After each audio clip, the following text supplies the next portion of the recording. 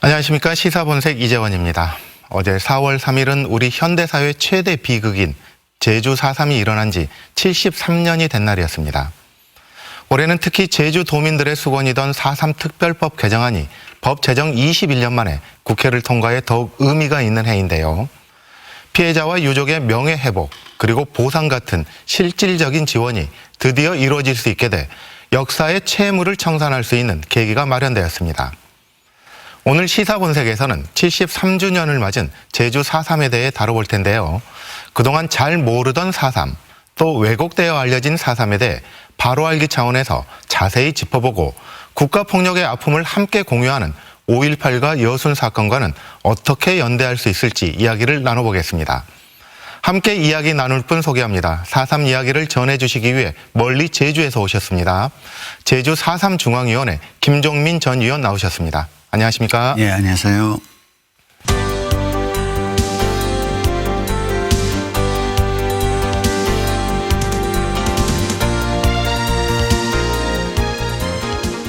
제주 4.3이 73주년을 맞았습니다. 네. 올해는 제주 4.3 특별법이 제정된 지 21년 만에 전부 개정이 이루어지면서 의미가 더 각별했는데요. 제주 4.3 특별법 개정의 의미를 설명을 한번 해 주십시오. 예, 그동안의 4.3 특별법은 2000년 1월 12일 날 제정됐거든요. 그 사이에 조금씩의 부분 개정이 있었습니다. 그런데 이번에는 아주 중요한 내용들이 전면 개정됐다. 이것이 가장 큰 의미라고 할 수 있습니다. 네, 이번에 통과된 제주 4.3 특별법 어떤 내용이 담겨져 있습니까? 소개를 좀 부탁드리겠습니다. 첫 번째는 이제 국가폭력에 의해서 소중한 인명이 엄청난 인명이 희생됐거든요. 그것에 대해서 이제 보상을 하는 것. 그다음에 두 번째로는 허구의 재판으로 육지 형무소에 끌려갔다가 6.25 전쟁 때 학살당한 분들이 있습니다. 이분들에 대해서 무죄 판결을 이끌어내기 위해서 재심 청구를 한다는 조항. 그다음에 이제 4.3의 너무나 참혹한 희생으로 그 유족분들이나 또는 유족이 아니라 할지라도 많은 트라우마를 겪고 있거든요. 그 트라우마 치유를 위한 조항들이 핵심 내용이라고 할 수 있습니다. 네, 여러 가지 안들이 담겨져 있는데 어떠신가요? 제주 도민들께서는 이거를 환영하시는 입장이신가요? 네, 크게 환영하고 있습니다. 네. 예. 그런데 조금 뭐랄까 아쉬운 점이 보상. 네. 네, 그동안에는 이제 보상이냐 배상이냐 이걸 두고 여러 가지로 이견들이 있었던 것 같은데요. 네. 보상하고 배상은 분명히 다른 개념이지 않습니까? 그렇죠. 네. 예, 그래서 이걸 조금 희석화시키는 게 이제 위자료 지급이라는 쪽으로 이렇게 네. 결론이 난 게 아닌가 싶은데요. 어떠신가요? 배상이라는 것은 국가의 불법 행위에 대해서 국민이 피해를 봤을 때 배상하고요. 그다음에 이제 도로를 개설한다든가 그래서 이제 토지가 수용됐던 그러한 그 국가의 정상적인 행위로 피해를 봤을 때는 보상을 하는 거지요. 그리고 광주보상법도 마찬가지지만 그 법에는 여기서 보상은 배상으로 본다 이렇게 규정을 하고 있습니다. 국가의 잘못을 인정하는 거죠. 그런데 4.3 특별법이 이번에 초안에는 배보상이라고 나왔었는데 그 법안이 통과되는 과정 속에서 갑자기 이것이 위자료라고 이름이 바뀌었습니다. 그래서 저희들은 이것에 상당히 의구심을 갖고 있죠. 그러니까 보상금을 적게 주려는 의도가 아닐까 그렇게 조금 의심을 좀 하고 있습니다. 4.3 특별법 개정안이 국무회의에서 의결이 3월 16일 날 했었죠. 그때 또 하나의 중요한 사건이 있었습니다. 4.3 당시 행방불명된 수용인들에 대한 재심에서 무죄가 선고되었습니다. 네. 72년 만에 무죄. 그 의미를 어떻게 바라봐야 될까요? 일단 먼저 군법회의를 예를 들자면요. 민간인은 군법회의에 회부되는 게 아니죠. 군법회의는 군인만을 대상으로 하는 거죠. 그렇죠. 그런데 제주도에서 두 차례 군법회의가 열렸습니다. 첫 번째는 1948년도 12월 달에 열렸고요. 두 번째는 49년도 6월 달에 열렸습니다. 6월과 7월에. 그러한 잘못된 법으로 이제 많은 분들이 전국 각지의 형무소에 수감돼 있었거든요. 광주 형무소에도 왔었고. 그러다가 이제 6.25 전쟁 때 이승만 정권에 의해서 집단 학살을 또 당했습니다. 그것에 대해서 소위 이제 만시지탄이라는 표현을 쓰는데 늦었지만 그래도 대한민국 사법부가 이분들에 대해서 무죄 판결을 한 것은 참으로 다행스러운 일이다 이렇게 생각을 합니다. 이런 얘기들 정말 현대사에서 가장 아픈 얘기인데 이런 얘기들이 제주도 외에는 다른 지역에서는 알려져 있지 않습니다. 그만큼 역사적으로 왜곡된 사실도 많은데 제가 고등학교 다닐 때 국사 교과서 90년대까지도 마찬가지입니다. 국사 교과서에는 제주 4.3 사건은 북한 내지는 소련의 지령하에 일어난 공산 폭동이다. 이렇게 교과서에 규정이 됐었거든요. 반공 이데올로기로 씌워진 거죠. 예. 그것이. 그것은 바로 무엇이냐면 이러한 참혹한 국가 폭력, 단순 폭력이 아니라 살인 행위죠. 이러한 살인 행위를 정당화하기 위해서는 극단적 반공 이데올로기를 들이댈 수밖에 없었다. 이렇게 봅니다. 네, 이렇게 저희가 잘 알지 못하는 4.3 그리고 잘못 알려진 4.3 반공 이데올로기로 덧씌워진 4.3 그래서 저희는 한번 제주 4.3에 대해 바로 알아보는 시간을 가져보도록 하겠습니다. 먼저 제주 4.3 사건의 배경을 알려면 해방 이후 미 군정하의 제주 상황을 알아야 할 텐데요. 네. 그때 제주 상황은 어땠습니까? 미 군정이 여러 가지 실정을 했습니다. 가장 핵심적인 것이 바로 친일파를 그대로 등용했다라는 점을 들 수가 있죠. 그런데 이제 제주도의 상황만 좀 독특한 것을 한두 가지 들라면은 그 미군정에서는 이것도 전국적인 상황이 마찬가지입니다. 처음에는 쌀 문제를 식량 문제를 자유시장제에 맡겼어요.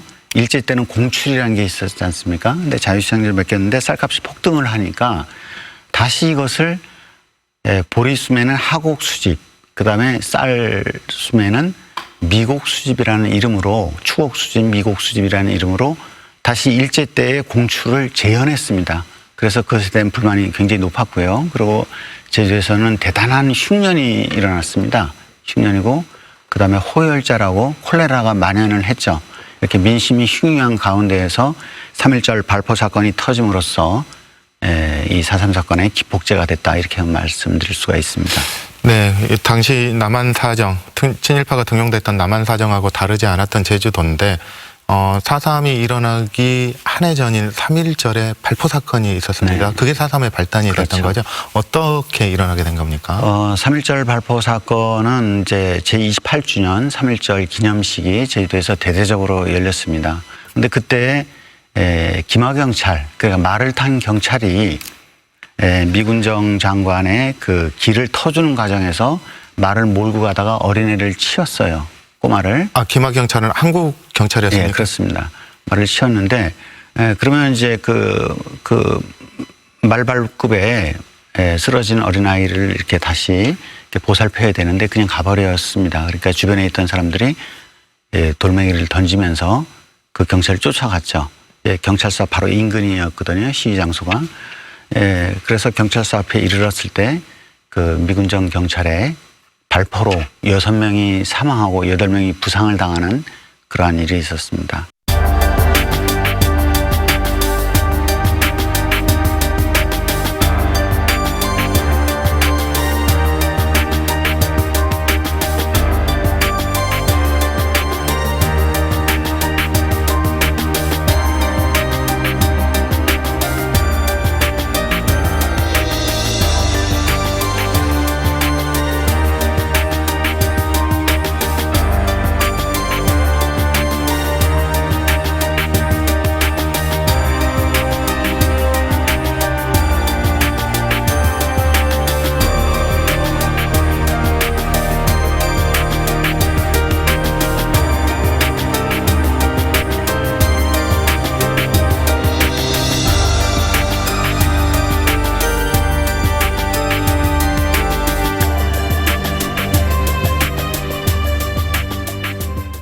근데 이 사건이 북한의 지령을 받은 남로당이 경찰서를 습격한 사건이다. 사회주의자들이 남한 단독 정부 수립에 반대하고 선거가 무효된 점을 들고 있는데 얼마 전 정광훈 목사도 이런 주장을 했습니다. 그런데 당시 제주는 말씀 들어보니까 그렇게 좌우 이념 대립이 심각한 그런 상황은 아니었던 것 같은데요. 어땠었습니까? 그 당시 제주도에 있던 일간 신문이 제주신보라는 신문이 있었습니다. 그래서 3.1절 발포 사건이 이뤄지기 딱 2달 전인 47년 1월 1일자에 미군정 공보관이 신년사를 거기에 싣고 있거든요. 근데 거기에 뭐라고 써 있냐면 육지 지방에서는 여러 가지 그 미군정에게 협조를 안 해서 많은 인명이 희생되는 그런 일들이 벌어지고 있다. 그런데 제주도는 미군정이 협조를 잘해서 고맙다. 이런 내용까지도 적혀 있어요. 한마디로 감사 인사를 한 것이죠. 근데 단독 정부 추진은 우리 국민들이 모두가 원해서 했던 것이 아니라 미군 그다음에 이승만과 친일파 정치 집단이라고 할 수 있는 한민당이 합작을 해서 추진한 것입니다. 네. 미군 보고서는 크게 주간 요약 보고서, 일일 보고서가 있는데 주간 요약 보고서 중에서 48년도 4월 2일자 보고서가 있어요. 공교롭게도. 48년 4월 2일이라는 날짜는 특별한 날짜입니다. 4월 3일 무장 봉기가 벌어지기 하루 전날이죠. 네. 그런데 다시 말해서 48년 4월 2일이라는 시점은 단독선거, 단독정부를 반대하기 위해서 미국 경찰서를 습격하는 사건이 제주도에서는 아직까지 단 한 건도 벌어지지 않았을 때라는 뜻이죠. 네. 자, 그런데 이때 48년도 그 보고서에 의하면 48년도 2월과 3월에 무려 전국적으로 239건이나 이 선거 관련 반대 관련해서 경찰 지서를 습격하는 사건이 벌어집니다. 그 와중에 경찰이 53명이나 죽고 그 습격했던 분들 114명이 죽는 그것이 경상도, 전라도, 충청도 전국적으로 이렇게 벌어지게 됩니다. 그렇다면 지금 제주도에서 엄청난 희생이 발생을 했는데 네. 유독 왜 이렇게 제주도에서만 많은 희생이 발생을 했습니까? 첫 번째는 이제 그 기간이 좀 길었죠. 광주 5.18 같은 경우는 열흘 걸렸지 않습니까? 그런데 제주도는 47년 3월 1일 사건부터 한라산 통행 금지령이 해제되는 1954년 9월 21일까지 무려 7년 7개월 동안 전개된 사건입니다. 그래서 기간도 길었고, 그리고 이승만과 미군의 어떤 우리가 본보기를 보이겠다, 남한을 통치하기 위해서 본보기를 보이겠다. 그래서 제주도를 하나의 희생양으로 삼았다. 그래서 큰 희생이 벌어졌다 이렇게 볼 수가 있습니다. 그럼 전두환이 정권을 찬탈하기 위해서 광주를 타겟으로 삼아서 짓밟은 것처럼 이승만도 같은 목적으로 제주를 타겟으로 삼았다. 이렇게 이해를 해도 되겠까요? 그렇죠. 그래서 당시 제주도 인구가 27만 명 가량 됐거든요. 근데 무려 우리 진상조사 결과 2만 5천에서 3만 명 가량이 희생된 것으로 보고 있습니다. 네, 상당히 많은 그러니까 인구의 10%가 희생된 거죠. 어마어마한 인구가 참혹하게 희생된 겁니다. 정말 어마어마한 인구가 참혹하게 희생됐는데 미 군정 말씀 들어보면 미 군정에서는 4월 2일 날까지도 그렇게 평온하게 제주 상황을 얘기를 했고 오히려 제주도민들에게 감사하다는 신년사까지 했는데 실제로 학살이 벌어졌을 때는 미 군정은 아무런 조치도 안 했습니까? 엄밀히 얘기하면 이제 학살이 집중적으로 됐을 때는 미군정 시기가 아니라 대한민국 정부가 수립된 때입니다. 그러니까 48년. 예, 48년도 8월 15일 대한민국 정부가 수립됐지 않습니까? 그래서 미군정은 끝나고 대신 미군사 고문단이라는 것이 이제 만들어지게 됩니다. 예, 그런데 여기서 우리가 주목할 만한 점은 그렇다면 48년도 11월 달경부터 소위 초토화 작전이라고 해서 집단 학살극이 벌어지는데 그것은 대한민국 정부가 수립된 다음 아닙니까? 네. 그러면 이승만 군 통수권자인 이승만에게 책임을 묻는 것은 타당한데 미군에게 책임을 묻는 것은 좀 이상하지 않냐. 이미 미군정은 끝났는데 이렇게 생각하는 분들이 일부 있을 수가 있습니다. 그런데 그것은 사실과 다른 것이 48년도 8월 24일 언제죠? 대한민국 정부가 수립된 지 9일 만이죠. 9일 만인 8월 24일 날에 이승만 대통령하고 주한미군 사령관인 하지중장 사이에 한미 군사 협정을 맺게 됩니다. 그 협정 내용 중에는 여러 가지가 있는데 핵심 내용은 비록 대한민국 정부가 수립됐지만 미군이 철수할 때까지는 대한민국의 군과 경찰의 작전 통제권은 미군이 갖는다는 것이었습니다. 그렇기 때문에 구조적으로 미군은 4.3의 학살극의 책임을 면할 수가 없다. 광주도 마찬가지잖아요. 광주도 어떻게 미군이 작전 통제권을 지금도 그 당시는 지금은 우리가 평시 작전 통제권을 회수해 왔지만 광주 5.18 민주항쟁이 벌어졌을 때는 평시 작전 통제권마저도 미군이 갖고 있을 때거든요. 네, 그렇죠. 그런데 어떻게 휴전선 근처에 있는 군인들이 광주에 와서 그런 분탕질을 할 때 미군이 도대체 뭘 하고 있었냐. 너희들이 작전 통제권을 갖고 있을 때. 그래서 미군이 책임을 묻는 것 아니겠습니까? 그래서 저는 처음에 그 군사 협정에 따라서 미군 철수 때까지는 작전 통제권을 미군이 갖고 있었기 때문에 이 학살극의 책임은 구조적으로 미군에게 있다. 따라서 미군은 묵인 방조한 거다라고 생각을 했습니다. 그 정도 수준에서. 네. 그런데 국무총리 소속 4.3위원회 전문위원으로 가서 더 많은 미군 자료를 찾으면서 깜짝 놀랐습니다. 뭐냐면 제주도에도 미 군사 고문단원들이 다 있었거든요. 근데 한두 채 불타는 것도 아니고 초토화됐던 때는 중산간 마을을 모든 마을을 집 한 채 안 남기고 깡그리 불태웠습니다. 그리고 남녀노소 가리지 않고 심지어 젖먹이부터 80대 노인에 이르기까지 무차별 학살극을 벌였거든요. 네. 그것을 미군이 다 보고 있었는데 그것을 작전 통제권을 자신들이 갖고 있으면 그걸 말려야 되지 않습니까? 말리기는커녕 군사 고문단장인 로버츠 준장이라는 사람은 대통령과 국무총리에게 서한을 보내서 제주도에 있는 송유찬 연대장이 그 학살을 벌이고 있던 송유찬 연대장이 대단한 지휘력을 발휘하고 있다. 따라서 대통령 성명 등을 통해서 널리 알릴 필요가 있다라고 얘기합니다. 오히려 학살을 그렇죠. 지휘하는 군인이 그렇죠. 잘하고 있다 이렇게. 예. 그랬더니 최병덕 참모장은 바로 또 답신을 보내서 귀하의 의견을 잘 들었다. 우리가 송유찬 연대장에게 대통령 훈장을 주도록 하겠다. 이렇게 답변을 하고 있습니다. 그런 것이 미군 보고서에 그 기록에 나오고 있거든요. 그러면 이것은 단순하게 묵인 방조한 것이 아니라 지시 조장했다. 이렇게 볼 수가 있는 것이죠. 언뜻 들어보면 그렇게 함으로써 오히려 현장에 지휘하고 있는 지휘관들에게 너희들 더 학살을 해라. 그러면 그렇죠. 훈장을 준다. 그렇죠. 이렇게 들릴 수도 있을 것 같은데요. 네. 정말 안타까운 일인데 이렇게 학살을 자행했던 주범들 중에는 서북청년단 지금 최근 극우 개신교의 뿌리로도 지목이 되는데요. 이들의 소행도 상당했던 걸로 들었는데요. 어떻습니까?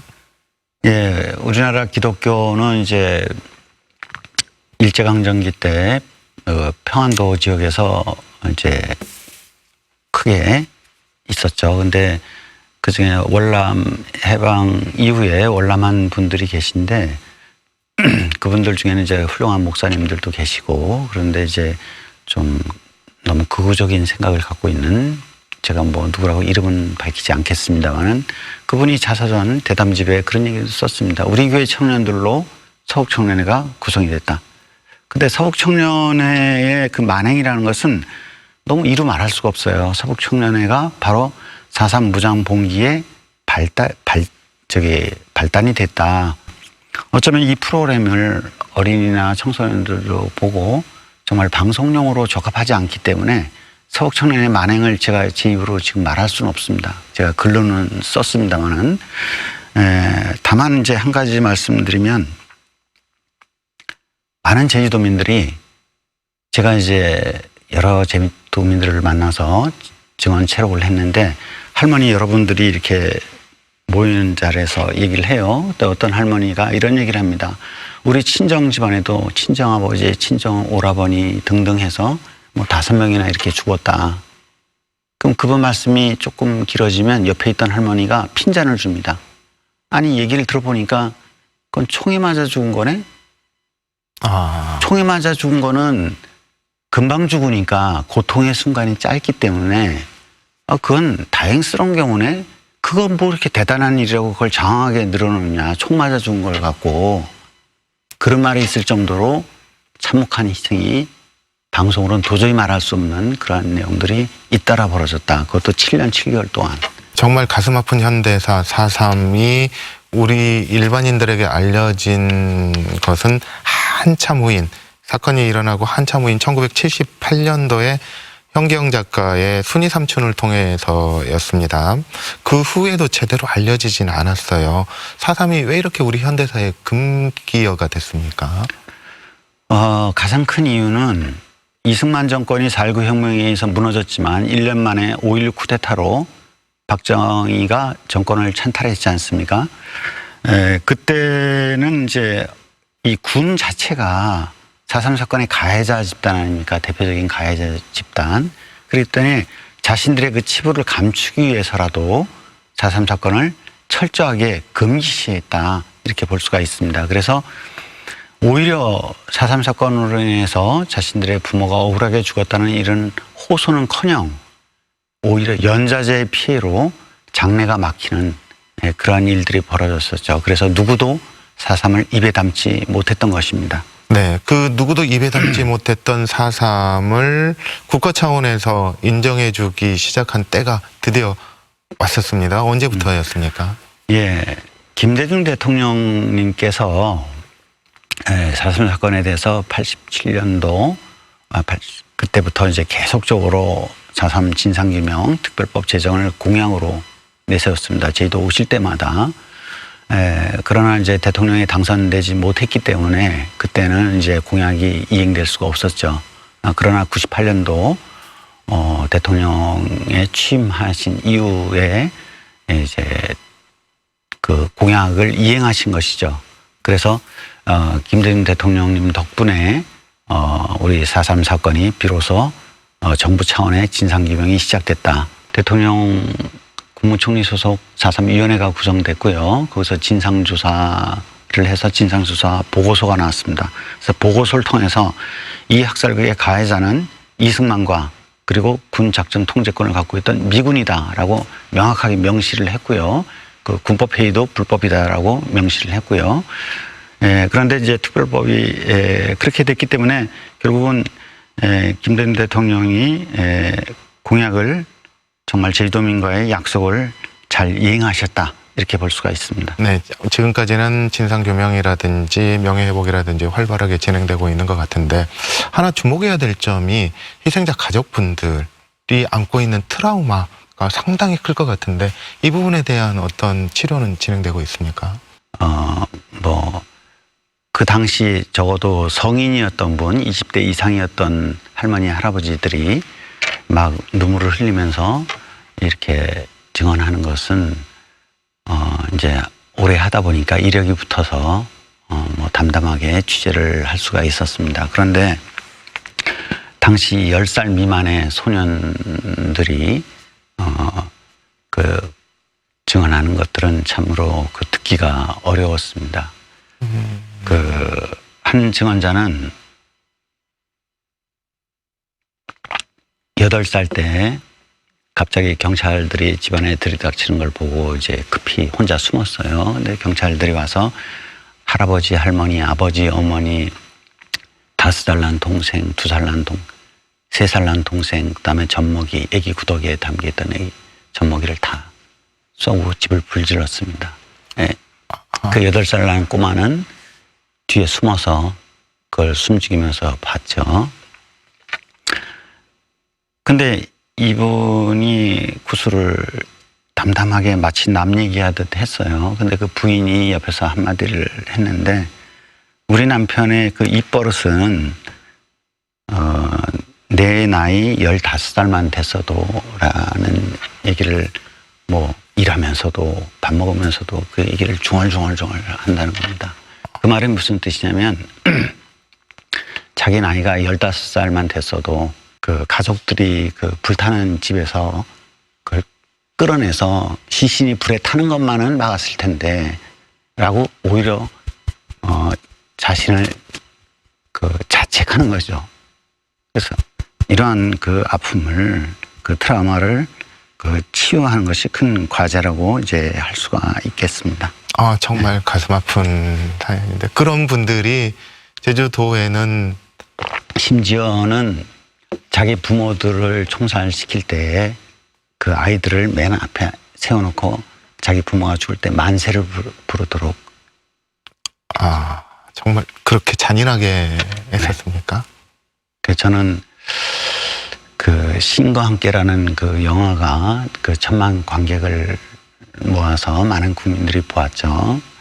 저는 그걸 보면서 제주 4.3 때는 저거보다 더했다. 만약에 지옥의 모습이 있다면 제주도보다 더했을까라는 생각을 할 때가 많이 있습니다. 네, 아직도 많은 분들이 상당한 트라우마를 겪고 계시는 것 같아서 굉장히 가슴이 안타까운데 이런 부분을 치유할 수 있는 대책도 서둘러 마련돼야 할 것 같고요. 그리고 제주 4.3 아직까지 역사적 이유로 이름이 정확히 정명이라고 하죠. 이름을 딱 정확히 못 짓는 것 같아요.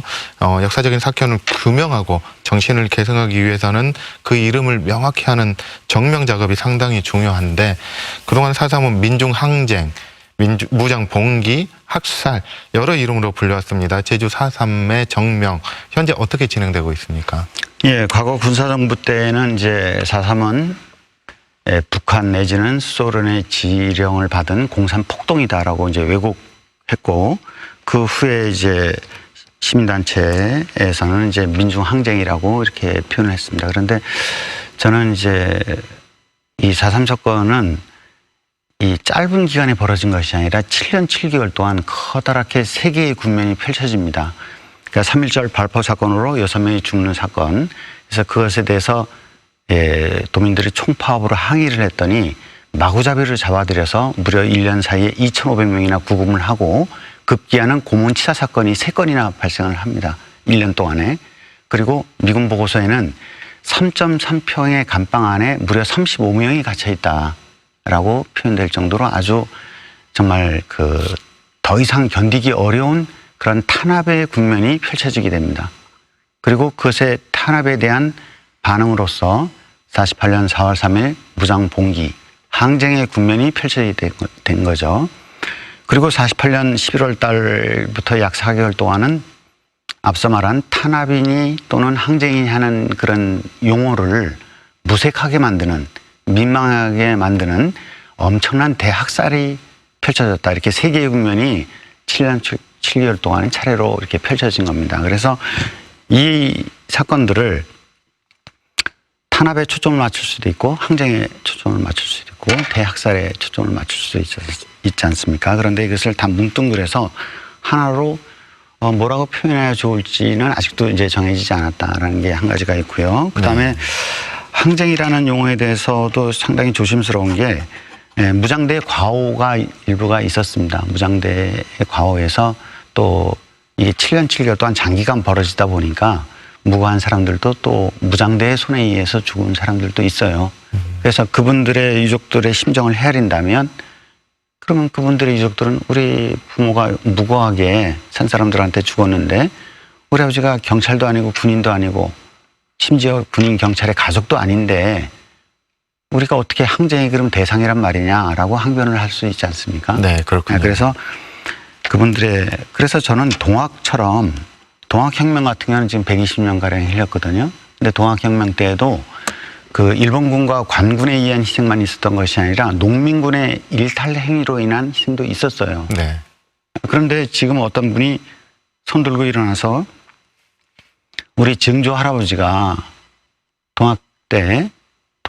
그분 표현으로 동학난 때 농민군에 의해서 무고하게 죽었는데 어떻게 동학이 혁명이냐 폭동이지 이렇게 말하는 사람은 지금 없지 않습니까? 네네. 그 이유는 이게 120년 정도 흐르니까 기억으로서의 역사 또는 가족사로서의 역사가 아니라 좀 길게 호흡하는 역사의 눈으로 볼 수 있기 때문에 정명을 할 수 있는 겁니다. 그래서 제주도도 그 정도의 좀 시간이 필요하다고 보고요.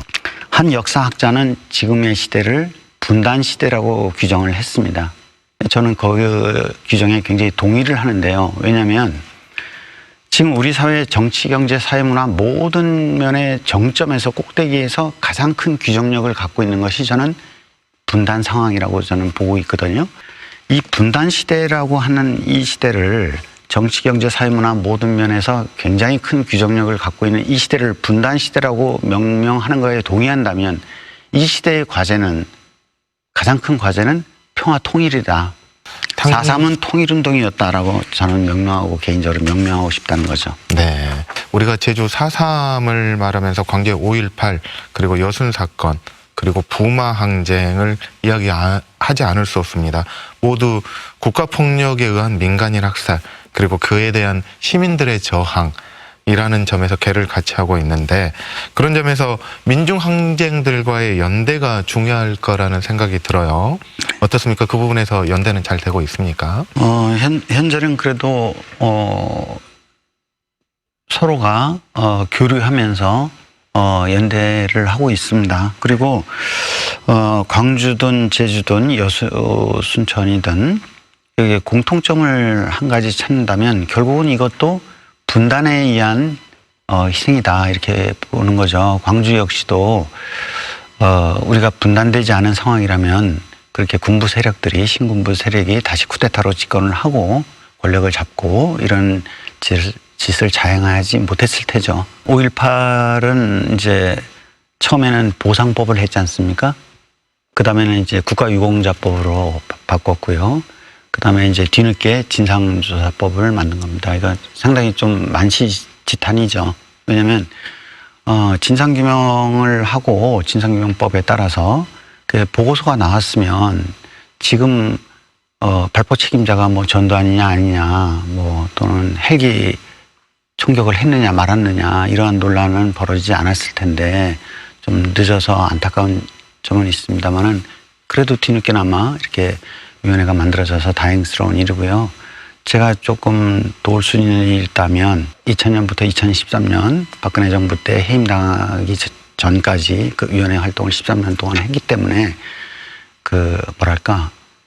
저희가 겪었던 시행착오 뭐 잘했던 내용은 뭐 둘째치고 제가 좀 아쉬웠던 내용 시행착오들 그런 것들을 좀 조언해 줄 수 있지 않을까 이렇게 생각을 합니다. 네. 앞으로 5.18의 진상규명을 위해서도 상당히 활동을 네. 하실 것으로 기대가 되는데요. 마지막으로 5.18의 도시 광주가 제주 4.3을 관심 있게 지켜봐야 하는 이유 그리고 광주 시민에게 당부하고 싶으신 말씀 있으면 한마디 부탁드립니다. 제가 뭐 감히 당부를 드릴 건 없고요. 광주 시민들이 그 아픔을 딛고 조금씩 극복해 오면서 그리고 국가 폭력의 잘못에 대해서 이렇게 계속 요청을 하고 저도 대학교 때 그 시위에 광주 5.18 진상규명을 위한 시위에 참석하기도 했습니다만은 그래서 어떻게 보면 대한민국의 어떤 민주화 나아가서는 아시아 그다음에 전 세계 민주화에 광주 시민들이 큰 기여를 했다. 모범적인 선행 사례를 남겼다. 이렇게 보고 있고 제주도도 그 점에 대해서는 매우 고맙게 생각을 하고 있습니다. 네, 지금까지 제주 4.3 중앙위원회 김정민 전 위원과 함께 73주년을 맞은 제주 4.3의 의미 그리고 완전한 해결을 위해 남은 과제는 무엇인지에 대해 이야기 나눠봤습니다. 오늘 말씀 감사합니다.